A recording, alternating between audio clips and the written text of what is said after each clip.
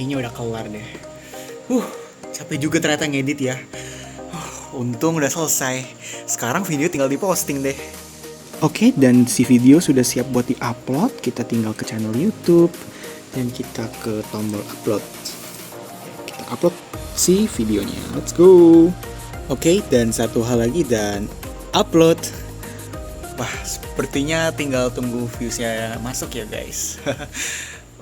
Wait. Lah, ini kenapa? Kok jadi begini? Loh, kok jadi begini dia? Video unavailable. Do copyright claim. Dikirimin ini pula sama YouTube. Aduh, macam mana ini?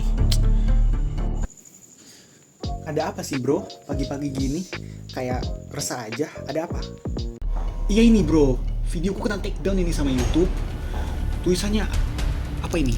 Copyright strike. Gak ada hubungan sama kopi kan bro? Oh, ini mah kamu berarti kena hak cipta. Berarti ada pihak yang nge-claim video kamu. Pasti kamu ada guna sesuatu nih. Coba aku baca dulu suratnya.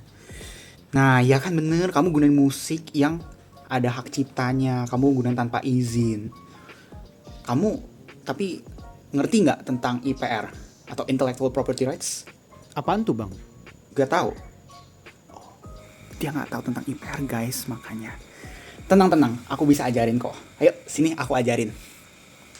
Oke, sepertinya kamu butuh sedikit penjelasan. Ya, nggak apa-apa. Aku bisa jelasin kok semuanya. Tenang aja. Sebelum kita mulai, kayaknya belum fasih deh kalau kita belum kenalan dulu. Oke, perkenalkan guys, nama aku Ivan Dardiovedi. Aku dari kampus Universitas Multimedia Nusantara dan berasal dari Prodi DKV. Salam kenal guys. Dari tadi nih aku sering sebut nih IPR, Intellectual Property Rights. Tapi ada yang tahu nggak sih artinya apa? Oke, jadi IPR atau biasa sering kita sebut dengan HKI atau Hak Kekayaan Intelektual di dalam bahasa Indonesia, itu adalah sebuah hak hukum yang diberikan oleh pencipta atau pemegang hak atas karya intelektual mereka. Jadi contohnya itu kayak penemuan, karya sastra, sesuatu yang berhubungan dengan seni, simbol, nama, dan desain. Jadi HKI ini bisa memberi perlindungan hukum terhadap hasil kreativitas manusia. Jadi apapun itu guys, yang pokoknya berhubungan dan dihasilkan oleh kreativitas manusia, itu bisa dilindungi oleh HKI. Oke, jadi HKI itu dibagi menjadi 4. Yang pertama ada hak cipta, hak merek, hak paten, dan juga hak desain. Oke, dan apa sih itu guys? Itu 4 itu, aduh bingung. Gak apa-apa, tenang, aku bisa jelasin. Oke, kita next. Oke nih, kita langsung masuk ke yang pertama, yaitu ada hak cipta atau copyright. Nah, apa sih definisinya? Jadi, hak cipta itu adalah hak eksklusif yang dimiliki oleh pencipta atas karya orisinilnya di bidang seni, sastra, dan ilmu pengetahuan. Dan beberapa contoh karya yang bisa dilindungi oleh hak cipta itu ada lagu, film, buku, lukisan, desain grafis, fotografi, dan juga software. Nah, fungsinya apa sih guys? Jadi fungsinya itu untuk melindungi bentuk ekspresi ide, tapi bukan idenya ya. Jadi contohnya tuh kayak melodi lagu atau visual ilustrasi. Oke nih, kita langsung lanjut ke yang kedua, yaitu ada hak merek atau trademark. Nah, itu apa sih guys? Jadi itu adalah hak eksklusif atas tanda yang membedakan barang atau jasa dari satu pihak ke pihak lainnya dalam kegiatan perdagangan. Nah, contohnya itu ada di merek Nike dengan slogannya Just Do It. Nah, itu udah pasti nggak ada brand lain yang bisa meniru dan menggunakan slogan tersebut guys. Jadi itu bener-bener cuma eksklusif Nike doang yang boleh menggunakan. Dan contoh lain juga bisa pada logo Apple gitu ya. Nah, fungsi dari hak merek ini adalah untuk melindungi identitas bisnis dan mencegah kebingungan di pasar. Lanjut ke yang ketiga nih guys, ada hak paten. Jadi hak paten itu adalah hak eksklusif yang diberikan negara atas penemuan di bidang teknologi baru dan mengandung langkah inventif dan langkahnya itu bisa diterapkan secara industri. Nah, contohnya itu ada pada teknologi touchscreen pada smartphone pertama, itu sudah dipatenkan. Lalu juga ada mesin hemat energi dan formula obat. Nah, fungsinya itu apa sih guys? Jadi fungsinya itu untuk melindungi invensi agar tidak ditiru atau digunakan tanpa izin untuk jangka waktu tertentu. Oke nih, yang terakhir ada hak desain industri. Nah, apa sih hak desain industri itu? Jadi itu adalah hak eksklusif atas tampilan luar dari suatu produk industri yang memiliki nilai estetika. Contohnya itu kayak desain botol parfum mungkin, yang luarnya itu unik, mungkin bentuknya love, mungkin ada diamond-diamondnya gitu, itu bisa dipatenkan guys. Lalu selanjutnya ada bentuk kursi, atau mungkin kemasan unik produk. Nah itu sudah pasti bisa dipatenkan di hak desain industri. Nah fungsinya buat apa sih guys? Jadi fungsinya itu untuk melindungi tampilan visual produk yang membedakannya dari produk-produk lain. Jadi kalau misalnya konsumen mau beli, oh ini nih yang kemasannya yang unik, nah dia udah pasti tahu dong akan mendapat produk yang ini gitu. Jadi nggak bakal bingung lagi dia. Nah, gimana bro? Udah ngerti belum tentang IPR dan HKI? Masih bingung bang? Belum? Wah, tenang aja bro. Mungkin kita perlu beberapa kasus real world gitu ya untuk bisa lebih relate terhadap HKI dan IPR. Oke, nggak apa-apa. Yuk kita langsung masuk ke kasus yang pertama. Kasus yang pertama ini terjadinya ada di dunia musik nih guys. Siapa yang gak kenal sama nama Siti Badriah? Ya itu loh yang bikin lagu Cantik yang emang lagi cantik. Ya pokoknya sudah terkenal banget lah ya itu lagu. Dan satu lagi nama yang gak kalah terkenal ada dari Gen Halilintar, YouTuber keluarga terpopuler di Indonesia.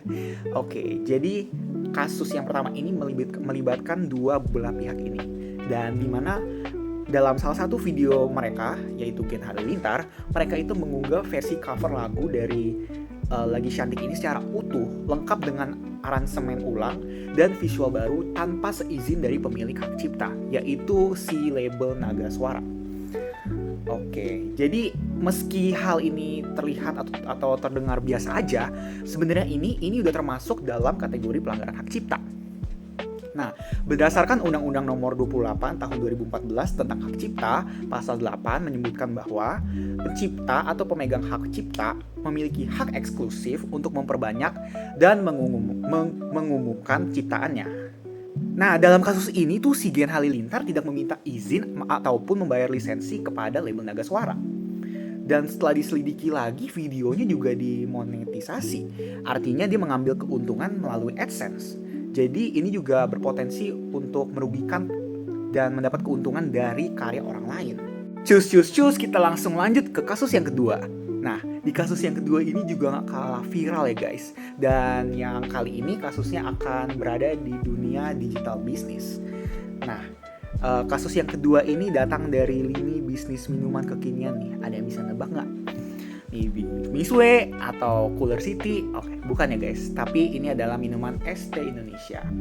Jadi pada tahun 2022, selebgram Awkarin, ini selebgram yang cukup terkenal juga, memiliki 6,7 juta followers di Instagram.